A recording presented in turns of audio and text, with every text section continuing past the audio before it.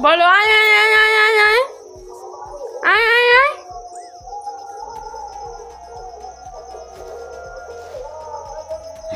দেখো এরা দুটো তো সারাদিন মারপিট করতেই ব্যস্ত। এরা আবার দিদিকে চেটে দিচ্ছে, দিদি হয় এটা, একে কামড়াচ্ছে, এর সাথে এর কি শত্রুতা, এর কান কামড়ে দিচ্ছে।